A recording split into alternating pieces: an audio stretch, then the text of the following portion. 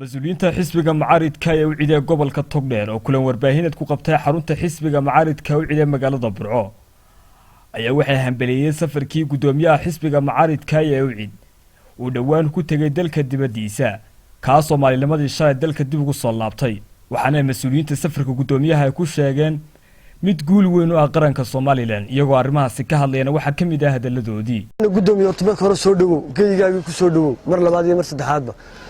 hadalkan in dhaweyd bas socday ee xanta ah aan la cadeyn waliba inuu jiro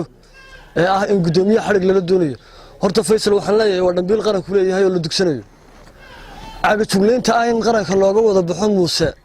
oo ah madaxweyne markii hore la doortay haddana tii xukuumaddiisii aad bari wixii ay ku diiday maanta sameynayso iyo xisbiyada mucaaradka waa jawaabtii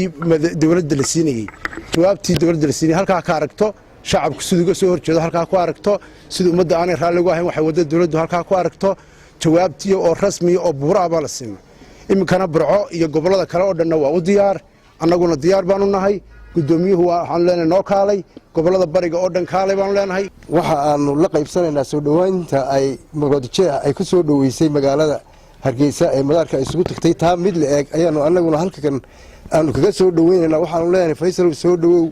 gudoomiyaha aad iyo aad baan u soo dhaweynaynaa si kaliya baan u soo dhaweynaynaa gacmo furan baan ku soo dhaweynaynaa waxaanu ku soo dhaweynaynaa wadankiisa hooyo ee uu dhashay ee uu shaqada ugu maqnaa baan ku soo dhaweynaynaa gudoomiye soo dhawow baan leenahay in la xidhxidho ama jeelasha lagu guro madaxdii xisbiyada mucaaradka haday tahay wadani iyo hadii ay tahay u cid inuu xidhan yahay Maxamuud Cali Saleeman Ramaax xoghaye Maxamuud Cali Saleeman inuu xidhan yahay baan ognahay wuxuu ku xidhan yahay waa dulmi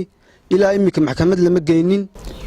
soo dhaweyn baan ula diyaarnahay in aanu soo dhaweyno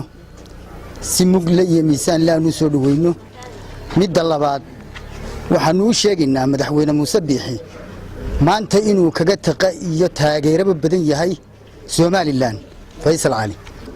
Cali Waraabe isagoo imika madaxweyne ahayn wadanka afuu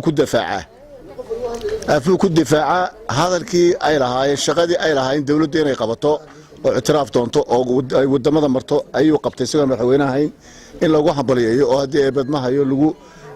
garab galay ahayd runtii Faysal Cali Waraabe waxa weeye waa rukun kamida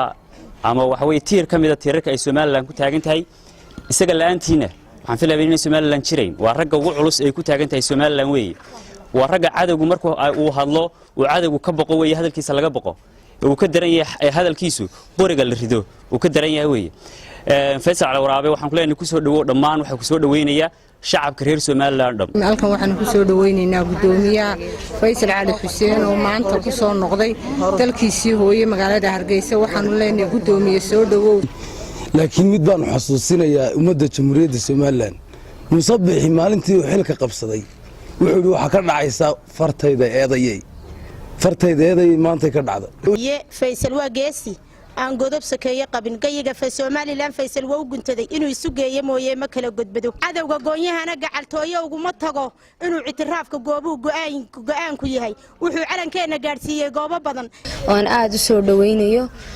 waxaan leeyahay soo dhawow ku soo dhawow gudoomiye dalkaagii hooyo Cabdiraxmaan Camaar telefishinka caalamiga ee Sub News magaalada Burco.